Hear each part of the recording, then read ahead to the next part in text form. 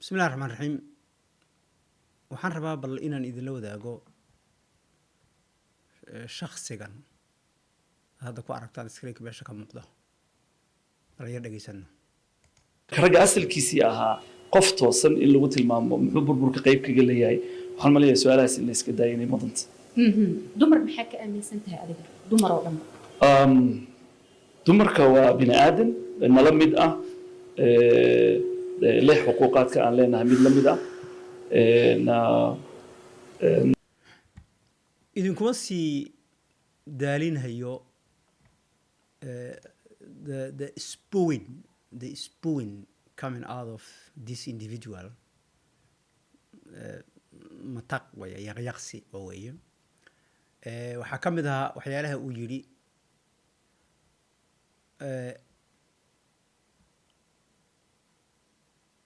waxaa ka mid ahaa waxyaalaha uu yidhi hadda uu meesha ku yidhi waxaa ka mid ahaa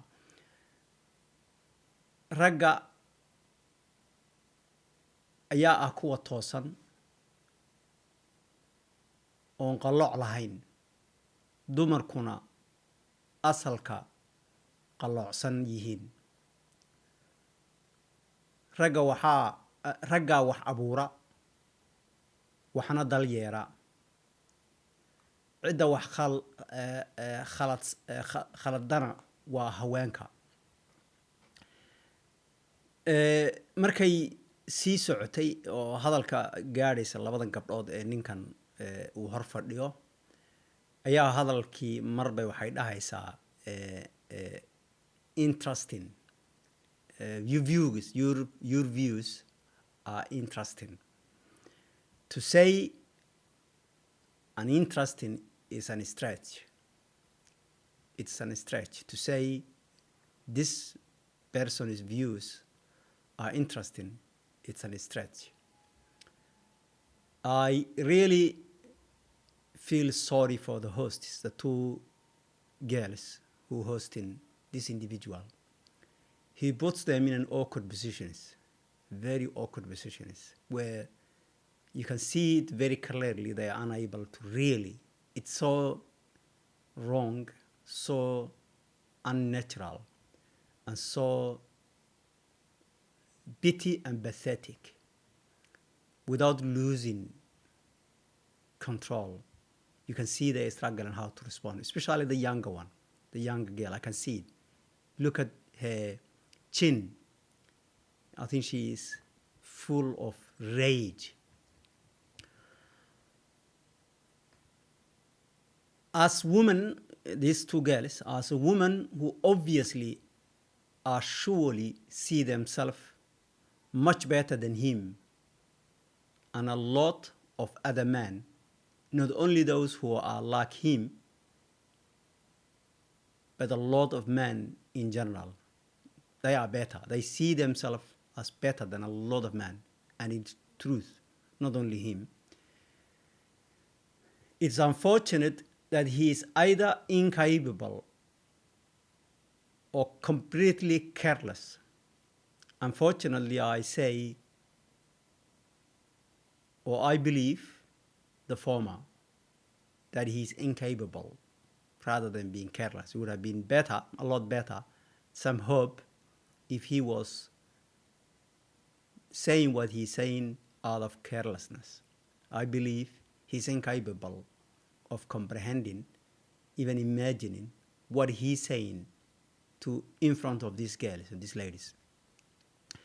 There was a saying, I believe, by our beloved Prophet Muhammad sallallahu alaihi wasallam, with the meaning was, say something wise or nice, or say nothing. If you have to say something nice, something worthwhile. Otherwise, shut up, don't say anything. What this man seems not to comprehend is he is actually also talking about his own mother.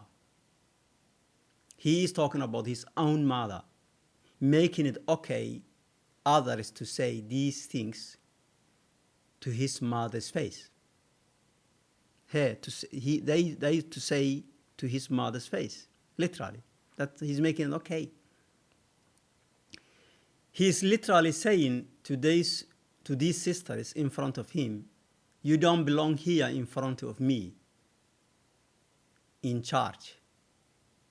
You only belong to one place, that is home. I should be in charge here, even if I am as hopeless as you can all see, and as you can and all others can see. Just imagine that, ladies and gentlemen. Just imagine that.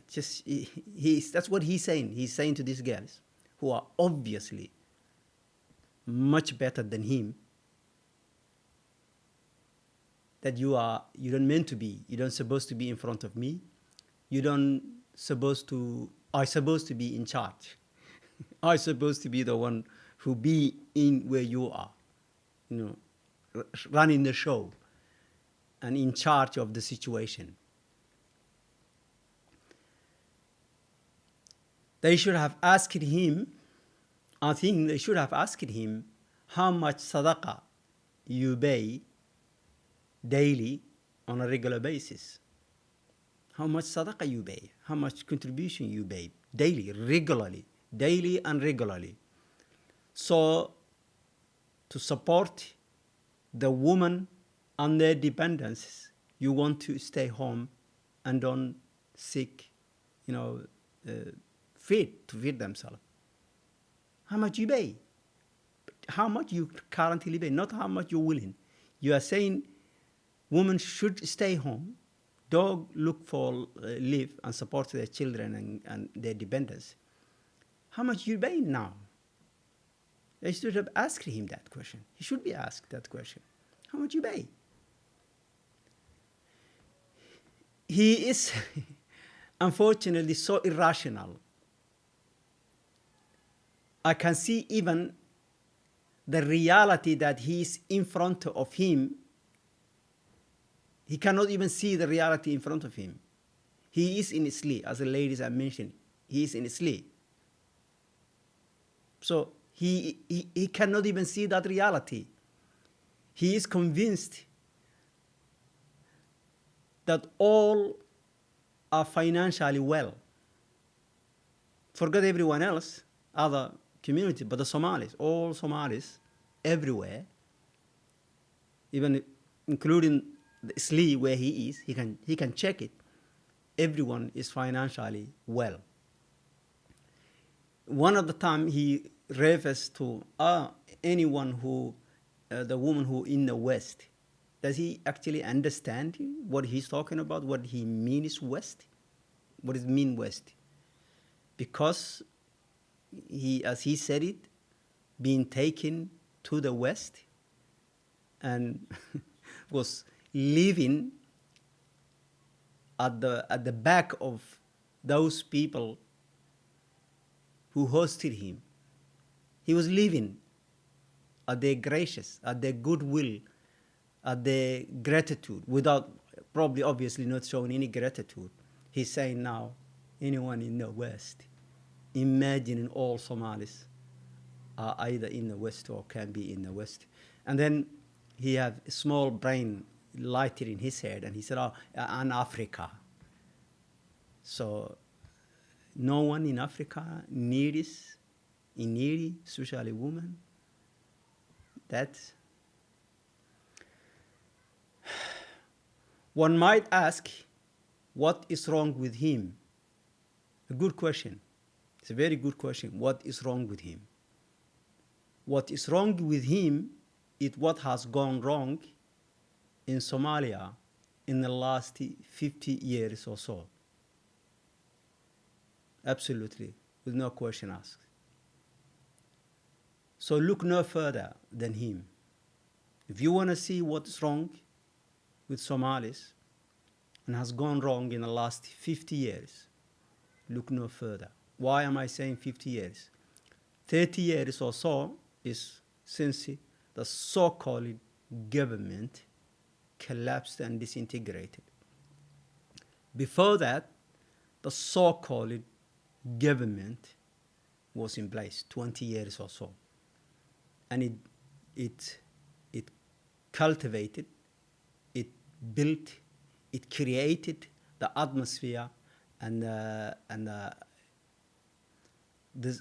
what has happened, the collapse, and what the society to be incapable of dealing when what they had, the dream they had for 20 years, everyone was told everything was fantastic, we're doing so well.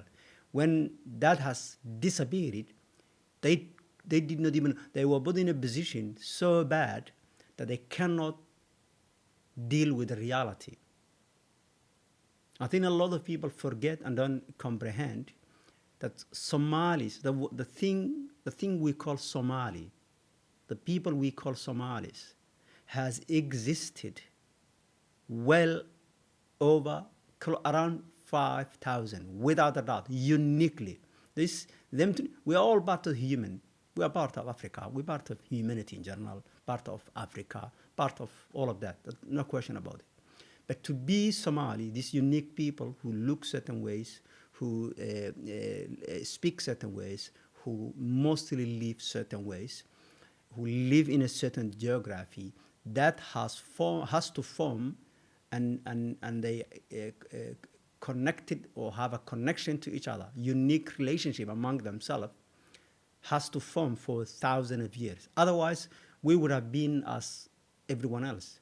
If there was no, if you go from far as you can go to the south of Somalia, and the other side as far as you can go to the north, and then as far as you can go to the west, as far to the east, and whatever in between. Every Somali you see of these four corners, they all have something in common. That did not happen like a magic. It's not something just they've been walking around and living like that and said, oh yeah, I like to behave this way. No, that means they have a common, they interacted, they shared it for thousands and thousands of years. So that has existed for thousands of years. What a lot of people forget is they just focus on what this already they should know was a failure, which has started and attempted to do a new system for the Somalis, very different to the system they had for thousands of years, 1960 or something, whatever you call it, with the those who attempted to control the Somalis, colonize it, but failed, obviously failed. They failed, and the reason and the proof that they have failed is three things. If any society is colonized, that means taking over, control it. In other words, they have to submit. Sometimes people confuse to someone killing you or hurting you or taking something from you to someone controlling you, occupying you, and you submitting to them. That's what normally you call colonization. Or what the word Somalis a lot use, gumaysi, gun. It made you lower than them, and you submitted and you accepted it that you are lower than them. You are not as good as them, and you said no, you're not. You accepted it. That's what means colonization. Three things happens cannot be escaped if a society is occupied, controlled, taking control, and they accepted it. We're not talking about two people can fight, for example, and one can defeat the other for a moment, 1 minute, 2 minutes, and maybe sit on the chest or whatever. As long as they don't submit it and say, yes, I give up, please don't kill me, don't hurt me, don't do anything to me, I will listen to you and do whatever you want me to do. As long as they don't do that, the fight is on. The fight is on. And doesn't mean the person has defeated and colonized or gumaysted the other person. That is a fact. But when that happens, when someone defeats the other one, sits on their chest, takes charge of them, and the other one feeding for their life, accepts it and says, I accept it, I surround it, don't kill me, don't hurt me, or don't kill my children, or don't family, or whatever. Then they take control of them. And one of the things which happen are three things. And we know that we have evidences everywhere around us in Somalia. The language They adopt, even if they don't lose their own language, they adopt it clearly as the common language of communication, the victor, the colonizer, the one who defeated them, their language. The other thing they change, if not all of it, but significantly also, is the religion. They adopt it, they enforce the victor, the winner's religion. The third one is the culture. And mostly, when I say culture, I'm talking about more system of government.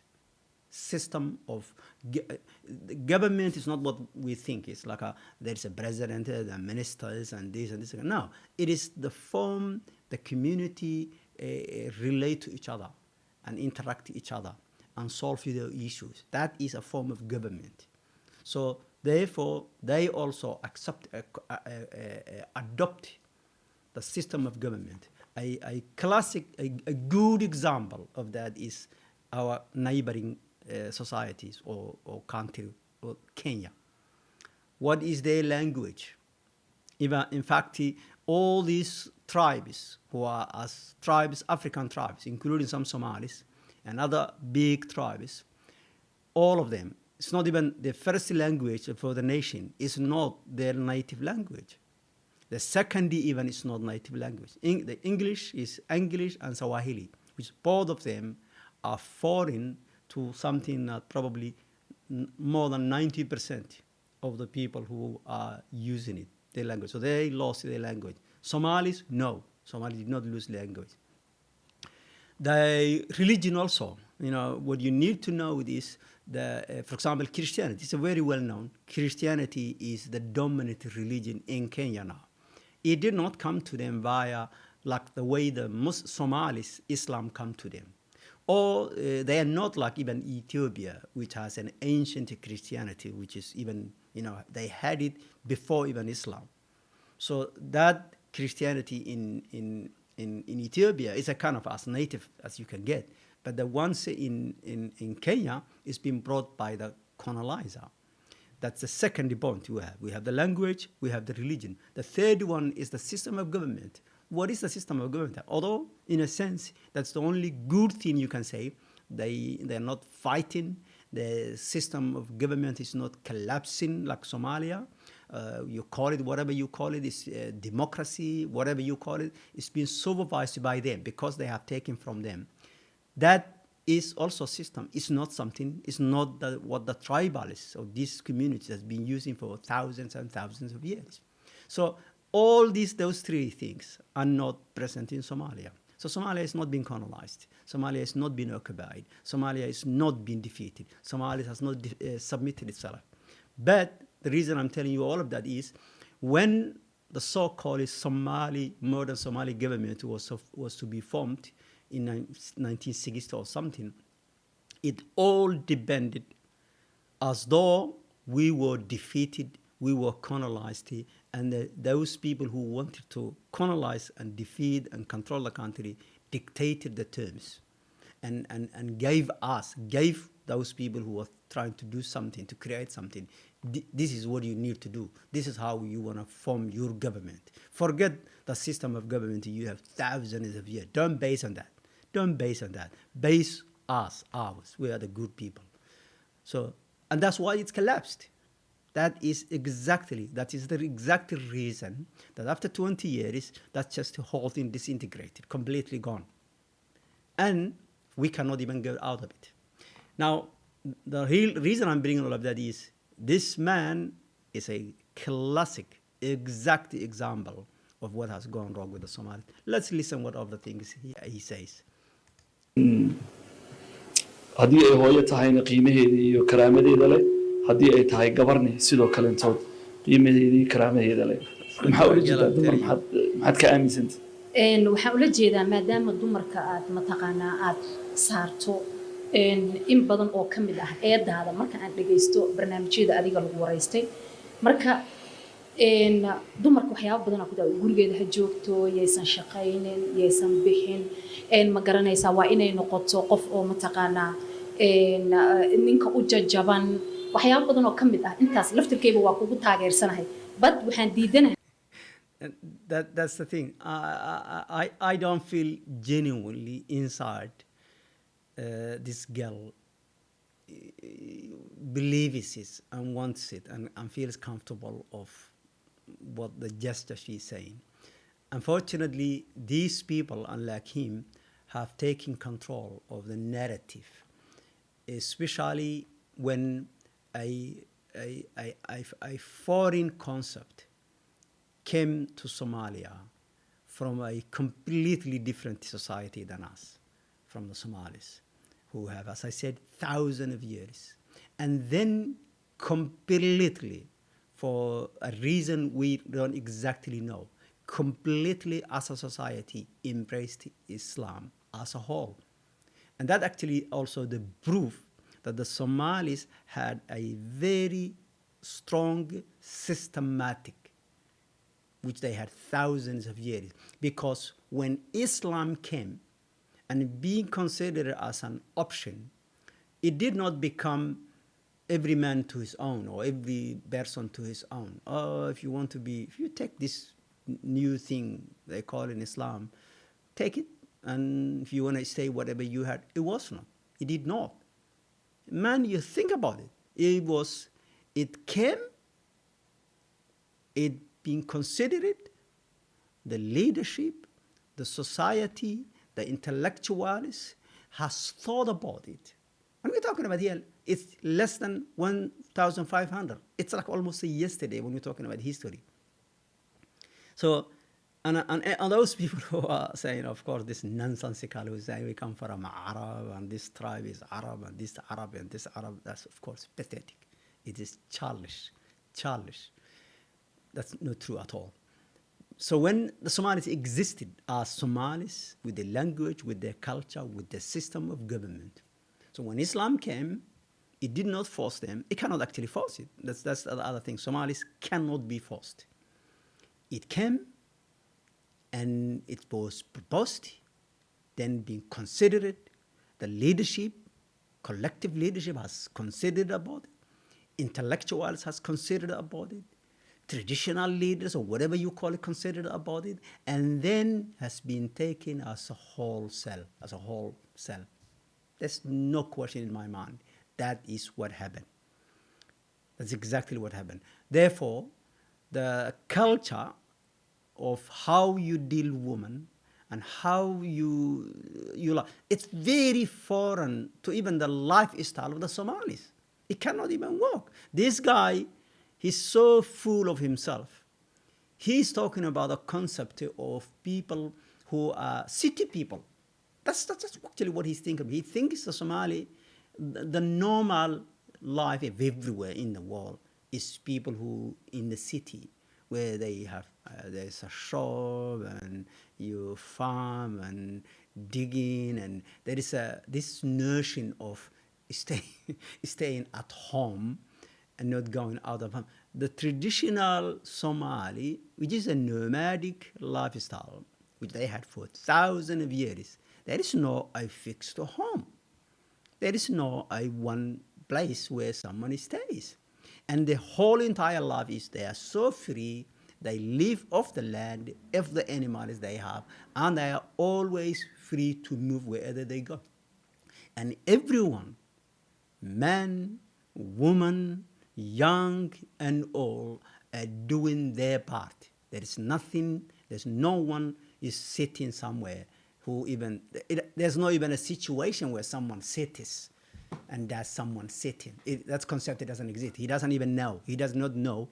And still, the vast majority of the Somalis are still on that thing. And that's sad. That is really sad. That's the people who pretend they are land. They are land people. They are, and he's Kobe. It's obvious now. He's Kobe and dressed like the people who he makes us believe that he against them, the so-called Westerners or Europeans, the people who attempted to colonize all of this, and he dressing like them, and he's influenced by their culture, their way of life, where he cannot even differentiate the true Somali way of life and this other people's way of life. هاي سؤال اسويدينا شخصيا waxay tahay adiga intaas hadii aad rabtid maxaa u diidaya gabadha aad qabta ama gabadhaada nin kale inuu sidaas kula dhaqmo adna gabadhaada aad kula dhaqmid oo sida hadda aad sheegaysid wax wanaagsan ma gabadh inay shaqayso inay banaanka u baxdo in lagu shaqaysto canshuur laga qaato in banaanka lagu kufsado maxaa hadda isu keenay inuu ninkani soo really unfortunately I'm sorry to say so dumb maxaa isu keenay hadda canshuur ba laga qaadan iyo what is canshuur ninka asaga canshuurta laga qaadayo what is it iyo kufsi in la kufsado what is that about what is it about in daryeelkii ay lahayd ay weyso aruntii inay tahay wax wanaagsan hadda la dumarka soo baxay maxaa ku kalifayo gabar inay gurigeeda ay ka baxdo iimaan darro let's think about this does he mean iman darro iman you know in Somali iman which means it can be greedy seeking something to take over eat food material thing and also iman can be also the faith thing so is he talking about lack of faith or is he talking about lack of or being greedy which one is it marka ninka isaga ninku uu qasbay banaanka inuu baxo iimaan darro ma aha ninku waa lagu qasbay he's been forced inuu baxo laakiin it's actually so frustrating this guy is thinking like am I insulting if I say 5-year-old at primary school level that is the level of his comprehension level of understanding level that he is absolutely at that level he is absolutely at the level of 3 to 5-year-old child who's not even one of the best 5-year-olds well educated well raised would be even much better position in terms of comprehension and the capacity to make sense gabadha waxa ku qasbay waa iimaan daro ma yacni kartaa gabadh maanta joogta galbeedka iyo Afrikada ama Soomaaliya ama Kenya aan joogno wax daruuf oo ku qasbi kara inay baxdo ma ii sheegi kartaa the burden of proof is the girl the host that there is people who need to support themselves in Somalia, in Africa, in Kenya, and here where they are? Is that where he is now? Is that where the burden, where the role where we are? We were so well off. We saw everything so perfect that we need to put the burden of proof is the one who says there is a people who are suffering, or is it the other way around? That the overwhelming of the people, especially African and the Somalis, are suffering. So therefore, those who are not suffering and have can be said well off, or have a mean to make a living, is a minority, very minority. gabdhaha hadda banaanka wada fadhiyaan Nairobi ayaa joogtaa banaanka hadda haddaan u baxno saacada waa 5 hadda banaanka u baxna gabdhaha banaanka wada fadhiyo oo very good example what would he say let's listen what he has to say ku haysto ilaa iyo habeenkii inay joogaan ayaa dhici karto marka ma waxa aad leedahay gabdhahaas way iska soo baxeen oo ayagoo wax walba haystay guryahooda haddana ka soo baxeen qofna wax walba ma haysto adduunkan kaamil ma ahan marka dumarku waxay raadinayaan waxay ragga haystaan wax ka badan haddii aad tiraahday suuqan islii aynu joogno caawa programka ads aan ku qabanayn banaanka loo baxo waxaan malaynayaa 10% in ka yar inay wax banaanka joogo intooda ugu badan guriyay joogaan marka 10% macnaha this is the logic oo ku hadlay macnaha wuxuu leeyahay haweenka hadda fadhiya islii let's say Soomaalida aha muslimka aha 10% haweenka islii jooga ama Nairobi jooga way ka yar yihiin that's what he said he's probably okay he's probably right but the question is all those people all those who are at home are well off and have the luxury to stay home how many of them are suffering How many of them don't even, it is a dream for them to have the capacity to come out and have a stall or something to sell. He cannot even comprehend. These are the top of the top, the Somali community.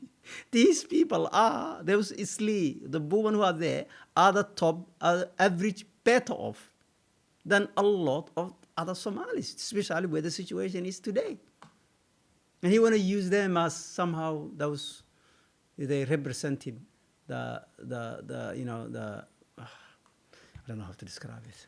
toban dumarka banaanka soo baxay waxaan oran karaa iimaan daraa soo bixisay ma ahan nidaamka ay ku soo baxeen nidaam yani dhibaato gooni ah oo haysatay inay u soo baxeen gabar Soomaaliya waxay leedahay waalid waxay leedahay walaal waxay leedahay aabo waxay leedahay adeer. What evidence does he have, this idiot? Every Somali woman has a father, has a brother, has a walid. Which world do you live? Which universe you live? haddii intaasoo albaaba ay soo dumisay oo ay tiraahday aniga ragga la tartamaya oo nin wuxuu qabsan karaa waxaan malaynayaa ayadan bay dhib ku tahay. Thank you. Okay, Abdurrahman Qoys, su'aal barawina ku weydiiyo magacaada wuxuu ka samaysan yahay Qoys. The meaning Qoys of Somalia hadii loo fiiriyo. I want to say something about the Qoys thing. I wish he should have said it instead of calling himself a Qoys. He should have said it the manism or whatever. Ragga. You know, it's because he does not represent the Qoys. He's lying. He's lying. Unless he believes what is common nowadays in the West, which is what is the thing I call it? You know, same-sex relationship. Unless he believes that Qoys cannot be from two men, not even from two women. It is absolutely only from a man and a woman. The combination, coming together, formation, and also by choice, by mind you. It's a by choice, especially in Islam.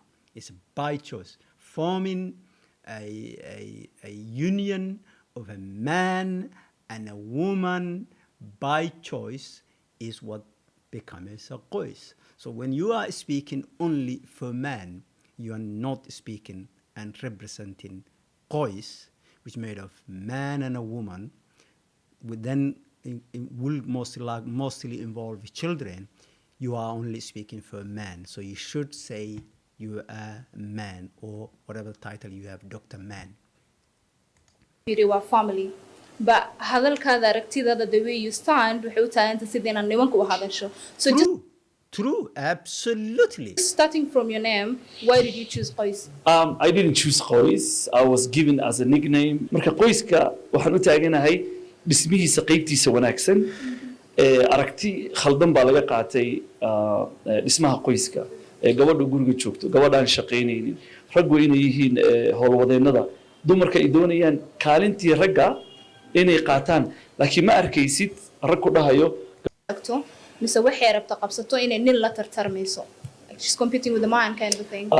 I think in hadalkaygi uu ku dhaafay waxa ku yiri annaga rag ah. I think it was a good point that God and raise grace. You focus in everything women are doing to help themselves, to help their kids, to help their life.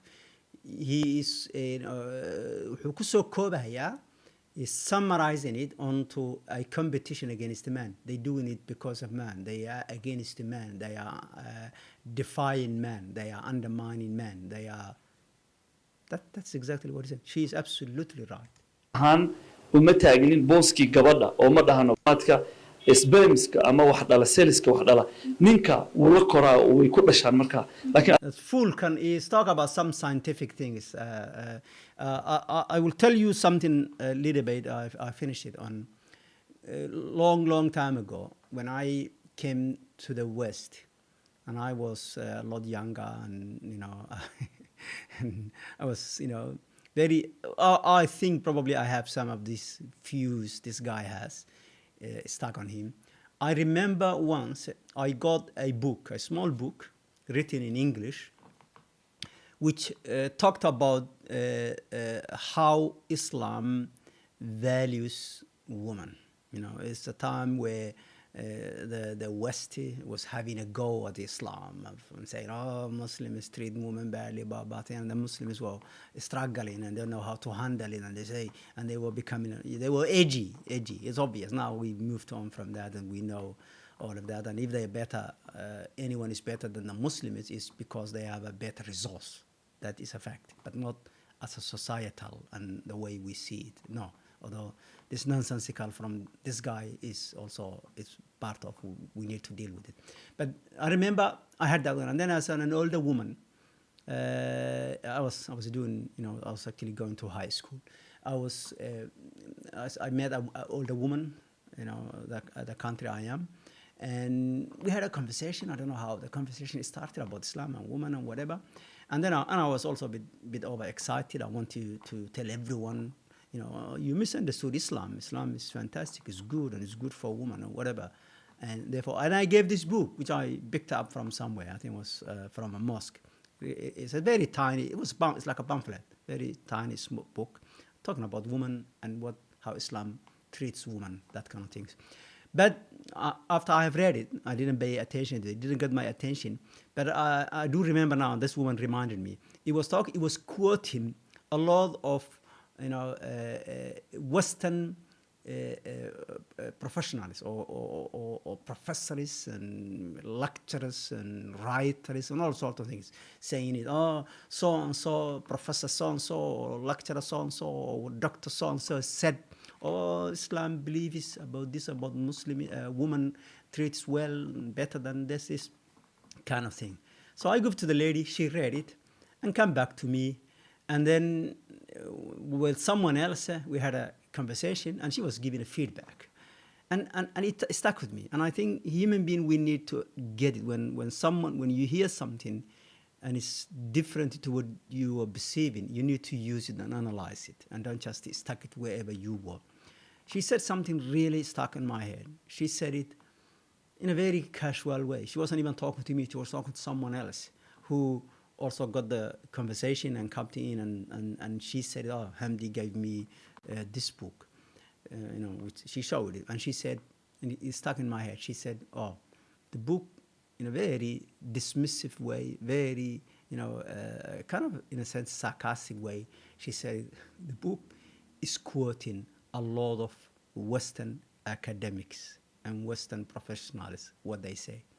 That really got me, and that's the truth. And from that moment, I realized that if someone who is another religion, another faith, another thing, who's not part of your religion, which they can be, is saying something supposedly positive and good and nice about your culture or your religion, for example, but they decided not to change their religion, they still sticking to their own religion, you have to understand that they are not saying what you think they are saying. Because if they believe your religion is so good and better than their religion, as the way they, express it, the way they say it, well, the natural progression from that is they change their religion and adopt your religion. So every time you see someone telling you, Professor so-and-so, or writer so-and-so, something very nice about Islam, be very, very careful. By any means, listen and read it and see how they articulate, what are they actually saying. You can and maybe you can use it your own without quoting them. But be careful saying someone who does not believe your religion, who does not see you, who did not adopt it because they don't see you better than them, saying to them, they told me I'm great, I'm good, and this one is good. Because the whole you've been dictated for is that person, when you quoted them and you mention them and you say to them, they said so much good things about Islam and this, they can just come back and say then, no, but I do believe there is hundreds and hundreds of things which is wrong with Islam, and that's why I did not become a Muslim, and I never think about becoming a Muslim. What would you say? How do you respond to that then? So best stay your own. If you want to defend your faith, defend it the way you believe it, the good thing you see on it. and study it and find it and find out the good things of it and understand it and say, this is why I believe it. Don't mention someone else, especially someone who does not believe your religion. And this guy now is also, that's the other danger. All sorts of people are going around and say scientific things and this, and they don't even understand what it is. If the science now later comes back, majority of the scientists or whatever says it, there is no God, and they say there's no something, what would you say then? You say, stop it, nonsense, that's nonsense. Forget it. Yeah, learn it, read it, but don't quote it. Don't use it as an evidence. Do not use it as evidence. It's just another human beings, especially human beings who did not embrace the religion. If they believe it, if they convince it, yes, they should embrace it. If you find it, those people, yes, by any means, use them, quote them. If someone says, I'm a professor, I was this, or this, or this, I believed in that religion, or I was this, or I was a scientist, and I read it, and I did this, and then I accepted Islam, and I embraced Islam, and then they say, this is why Islam is better than other things, and this is what this is, and this word. By any means, use it. That's fantastic, that's good. That's how Islam came. That is what Islam did from day one. People who looked it, they're not being forced. They were not looking for any benefit of anything. Vast majority of them, they accepted it because they liked what they were hearing. So do that, please, and stop this nonsensical thing. I will end it there. Thank you very much. Please, share, and let's discuss it. I think one positive thing I see this guy is, although I don't believe that is what his intention is, it's to create a discussion. That's the only positive thing I see, if it is any positive. Other than that, he's so disrespectful. He's so, really unimaginably disrespectful and out of this world to everyone. The people we care the most. People we care the most. Who on earth can say to their own mother this sort of things? I'll finish with this one. I said I will finish it, but I'll finish with this one. Think about this.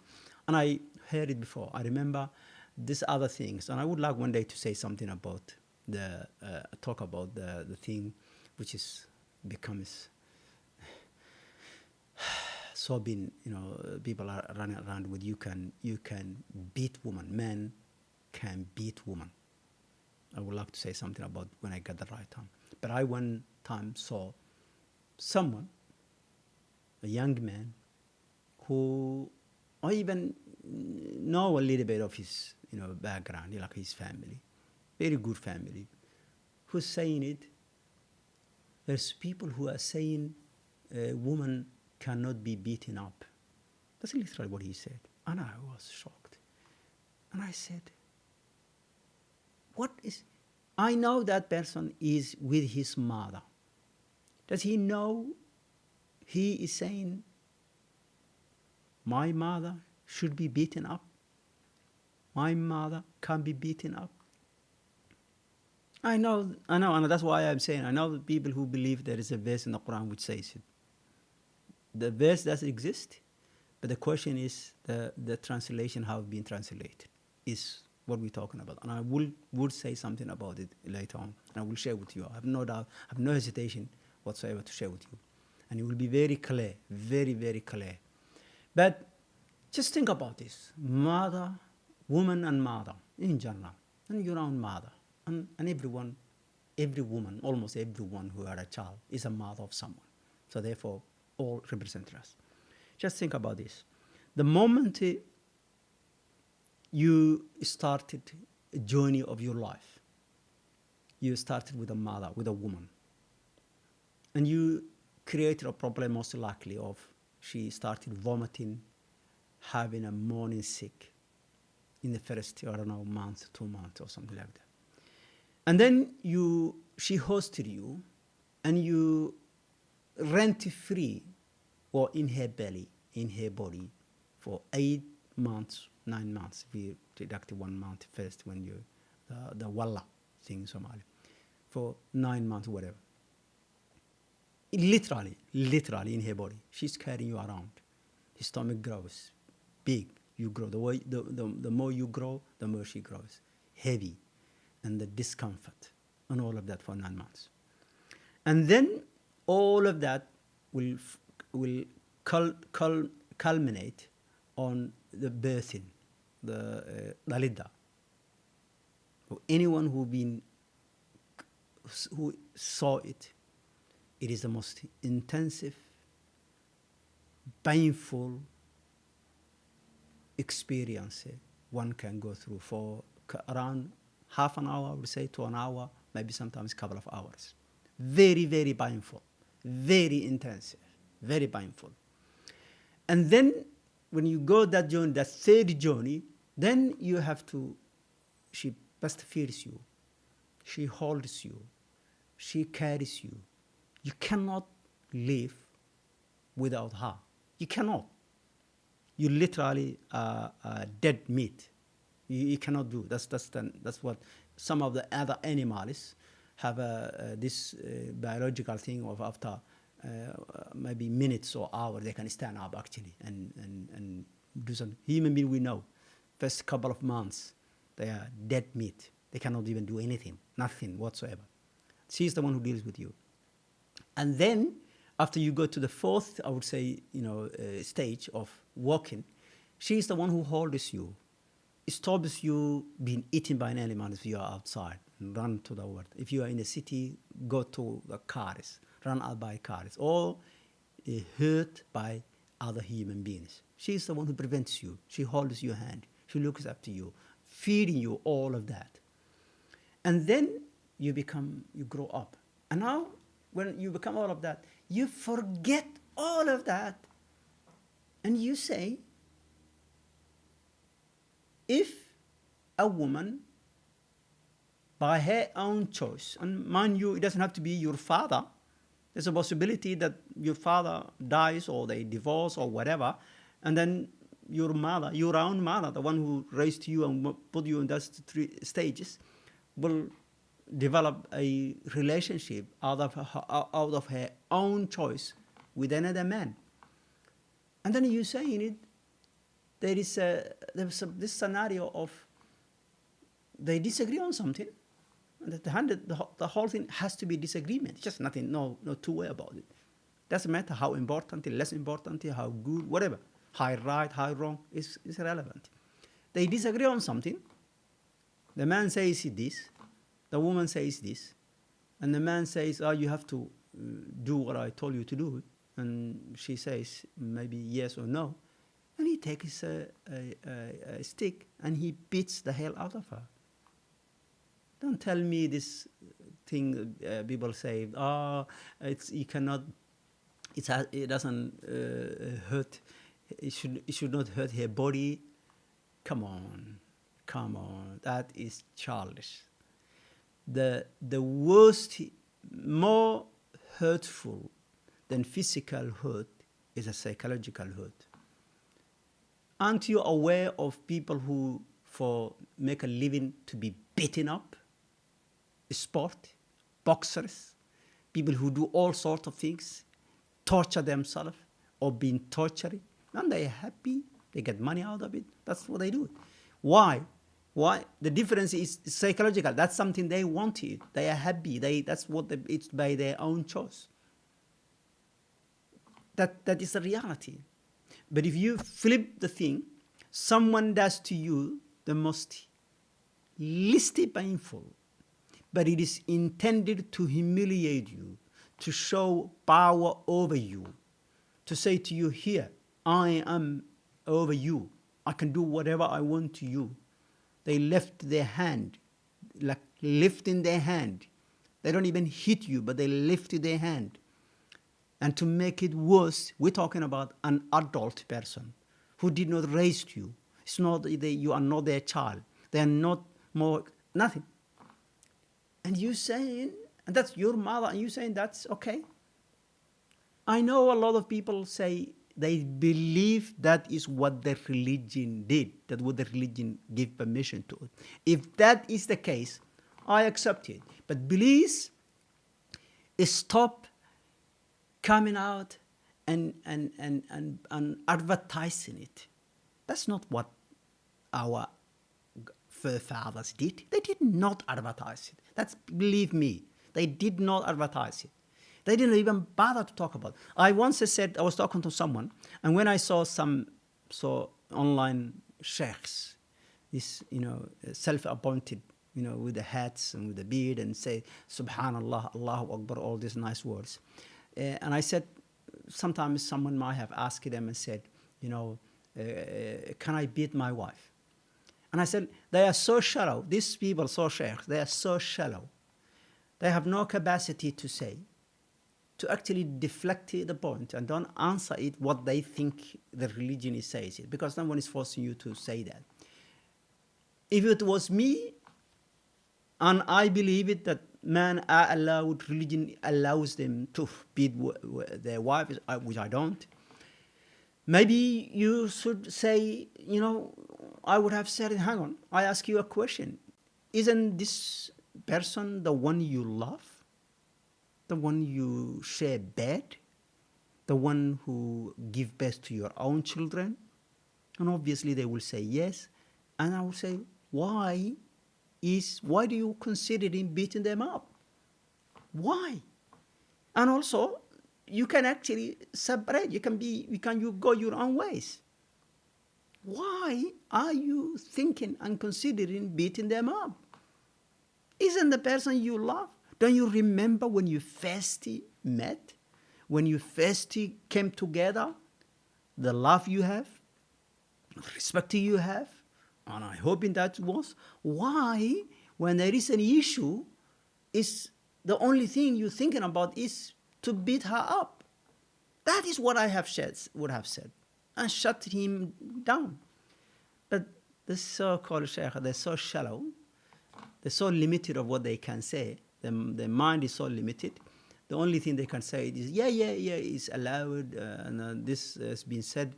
Use a swag and don't beat her up and don't make her barrer and injuries and all of that thing, pretending or thinking that makes any difference. If you humiliate someone, if you humiliate it and show a power over them and subjugate them, it does not matter whether they feel the pain or not.